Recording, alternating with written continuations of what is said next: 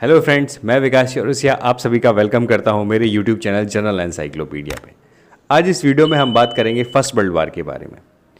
First world war कब हुआ, किन कंट्रीज़ के बीच में हुआ और इसके आफ्टर मैथ क्या थे, हम इन चीज़ों के बारे में इस वीडियो में बात करेंगे। ये वॉर हुआ तो हमारी टाइमलाइन में 1914 से लेकर 1918 के बीच में है। ये वॉर मेनली यूरोपियन टेरिटरी पे लड़ा गया, बट वर्ल्ड की काफ़ी सारी कंट्रीज़ ने इसमें डायरेक्टली और इनडायरेक्ट वे में पार्टिसिपेट किया, इसीलिए इसे वर्ल्ड वॉर कहा जाता है। जब 1939 में इस तरीके का दूसरा वॉर हुआ, तब इसे फर्स्ट वर्ल्ड वॉर का नाम दिया गया। ये वॉर मेनली सेंट्रल पावर और एलाइड पावर इन दो ग्रुप्स के बीच में हुआ। सेंट्रल पावर में जर्मनी, ऑटोमन साम्राज्य, ऑस्ट्रिया हंगरी और बुल्गारिया आते हैं, और एलाइड पावर में आपके Britain, France, Russia, Italy, USA, Japan, Romania, Canada, ये सारी कंट्रीज़ आती हैं। कहने को तो ये वॉर उस समय के जो ऑस्ट्रिया हंगरी साम्राज्य था उसके सिंहासन के वारिस आर्किड्यूक फ्रांसिस फर्डिनेंड की जब गोली मार के हत्या कर दी गई, तो इस इवेंट के बाद ये वॉर शुरू हो गया।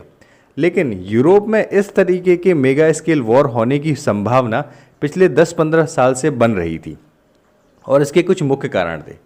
इस तरीके के वॉर होने के मेन कारण थे, सबसे पहला जो मेन कारण था वो था इम्पीरियलिज्म। इम्पीरियलिज्म ही एक्चुअली इसका मेन कारण था, बाकी सारे कारण इसे कहीं ना कहीं सपोर्ट करते थे। उसके बाद आता है नेशनलिज्म, मिलिट्रिज्म और कुछ एलाइड ग्रुप्स का बनना। और फिफ्थ पे है कुछ सीरीज ऑफ इंसिडेंट्स होना जिनसे वॉर नहीं होता है, बट इस रीजन में, इस यूरोपियन रीजन में वॉर लाइक कंडीशन आ जाती है, और इन यूरोपियन जो 6 उस टाइम की यूरोपियन मेजर पावर थी, उन्हें फर्स्ट वर्ल्ड वॉर के मुहाने पे जाके वो रीजन्स खड़ा कर देते हैं। तो देखते हैं हम फर्स्ट रीजन, इम्पीरियलिज्म।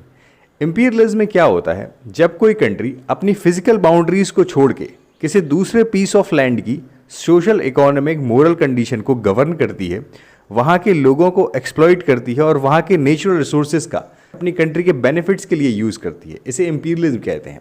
और उस समय पे इम्पीरियलिज्म पीक पे था, और इम्पीरियलिज्म में ब्रिटेन कहीं आगे था दूसरी कंट्री से। ब्रिटेन की पूरे वर्ल्ड में कॉलोनीज थी जहाँ से वो नेचुरल रिसोर्सेज लाता था और अपनी कंट्री के बेनिफिट के लिए यूज़ करता था।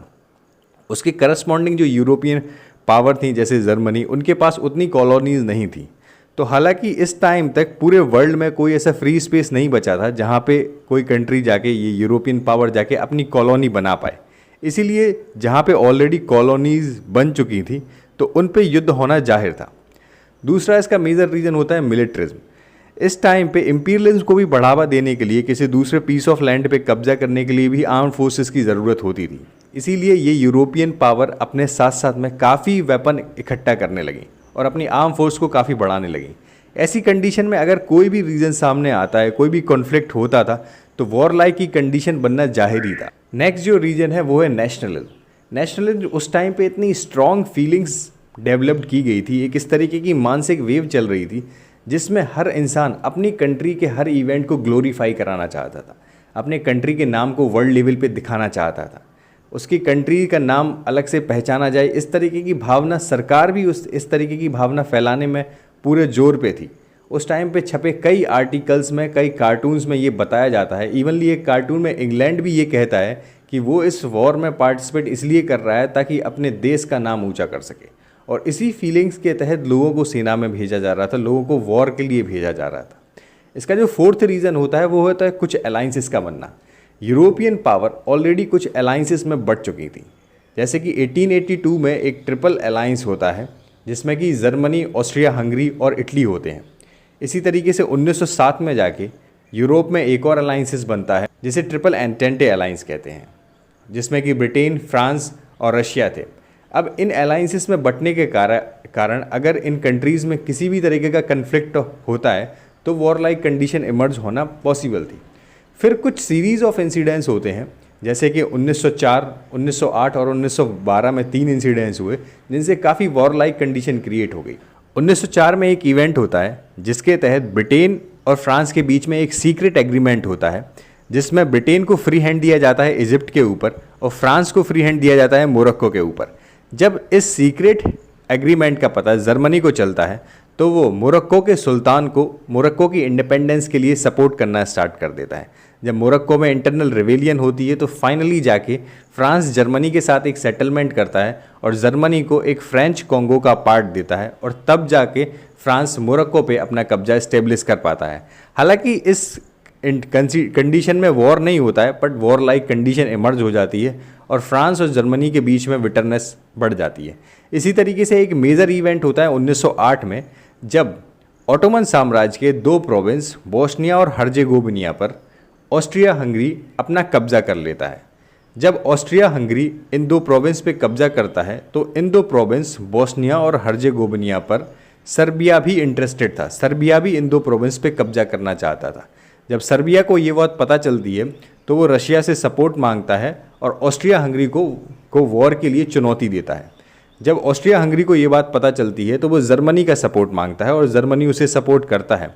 तो यहाँ पे भी एक वॉर लाइक कंडीशन इमर्ज हो जाती है, जिसमें एक पलड़े पे ऑस्ट्रिया हंगरी और जर्मनी रहते हैं और दूसरी साइड सर्बिया और रशिया रहते हैं। हालांकि इस कंडीशन को देखते हुए रशिया अपने कदम बैकफुट पे खींच लेता है। वॉर नहीं होता है, बट काफ़ी इन कंट्रीज़ में बिटरनेस बढ़ जाती है। इसी तरीके से एक और इवेंट 1912 में होता है, जिसे हम बाल्कन वॉर्स के नाम से जानते हैं। ये वॉर बाल्कन कंट्रीज़ और ऑटोमन साम्राज्य के बीच में होता है। जब ये वॉर ख़त्म होता है तो एक पार्ट होता है जिसमें सर्बिया काफ़ी इंटरेस्टेड रहता है, जिसे बाद में अल्बेनिया कहा गया, और ऑस्ट्रिया हंगरी उस पार्ट को इंडिपेंडेंट स्टेट घोषित करवा देता है अल्बेनिया के नाम से। इस चीज़ को लेके भी ऑस्ट्रिया हंगरी और सर्बिया में काफ़ी बिटरनेस बढ़ जाती है।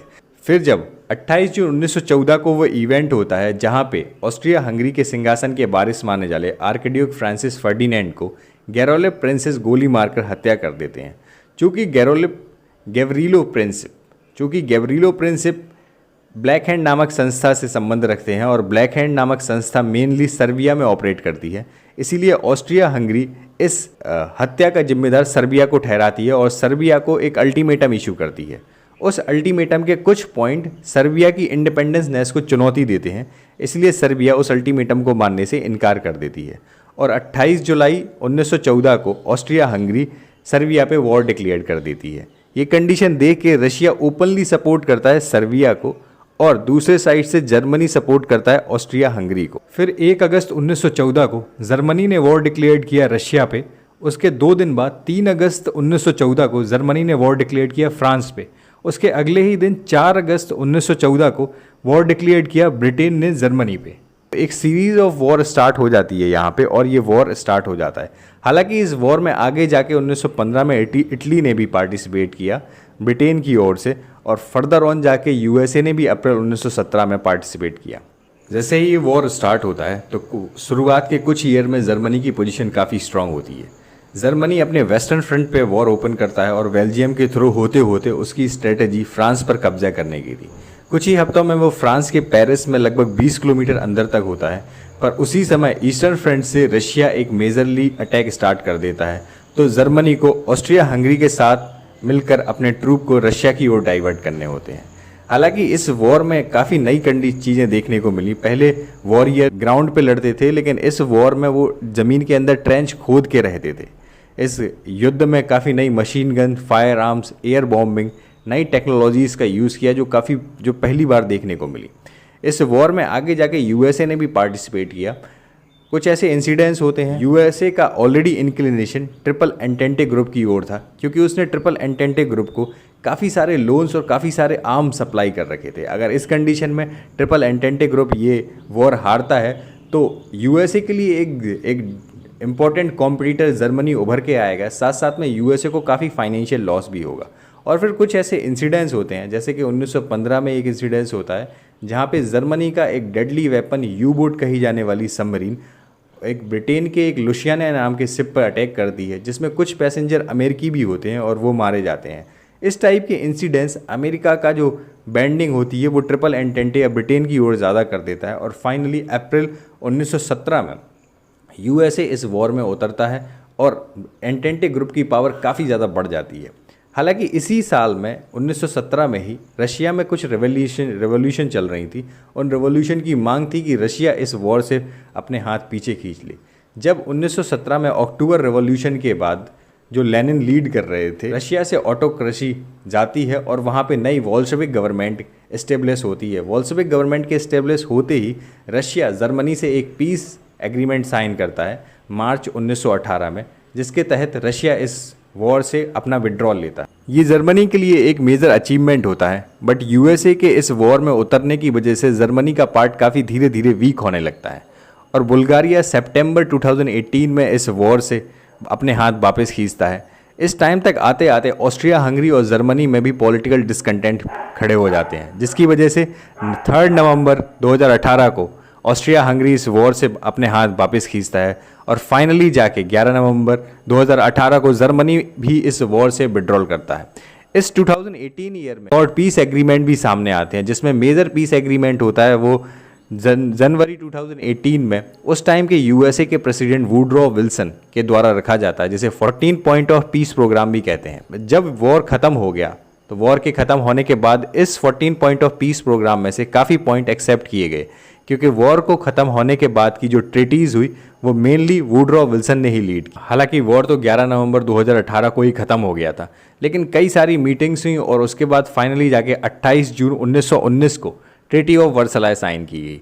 ये वही ट्रीटी थी जिसमें काफ़ी सारे पॉइंट्स, काफ़ी सारे इम्पोजिशन जर्मनी पे लगाए गए। इस ट्रीटी के अकॉर्डिंग इस वॉर का जिम्मेदार जर्मनी और उसके अलाइंसेस को ठहराया गया। जर्मनी के पास जो कोल माइंस होती थी, जिन्हें सार कहते हैं, उन सार्स को लेके 15 साल के लिए फ्रांस को दे दिया गया। एक पीस ऑफ लैंड था जिसे 1870 और 1870-1871 के दशक में जर्मनी ने फ्रांस से जीता गया। वो पार्ट भी फ्रांस को जर्मनी को वापस देना पड़ा। जर्मनी की जो आर्म फोर्सेस थी उसे उसने रिड्यूस करके 1 लाख के अंदर रखा। उसे नेवल और सी फोर्सेस रखने की इजाज़त नहीं दी।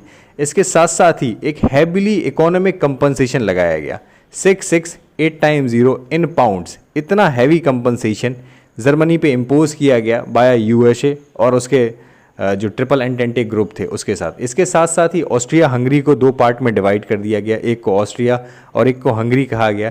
साथ ही जर्मनी से और सारे ऐसे कंट्रीज़ बनाए गए जिनकी इंडिपेंडेंस को जर्मनी ने रिकॉग्नाइज़ किया, जैसे कि यूगोस्लाविया और ऐसे काफ़ी सारे स्टेट थे। Thank you for watching this video. अगर आपको ये वीडियो पसंद आया तो please like and subscribe the channel.